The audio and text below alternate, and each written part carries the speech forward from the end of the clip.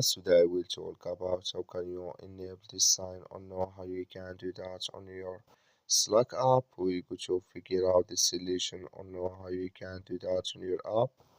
So you just follow this ways, then it's going to work with you. All you have to do, you just go here above your photo profile, click on it. So when you just click on photo profile, it's going to take you to this list. It's going to show for you like this here. Then you just click on notifications. When you just click on it here, it's going to take you to this list. It's going to show for you like this here. You go down, you come here to announce Huddle calls. Just click in this sign here.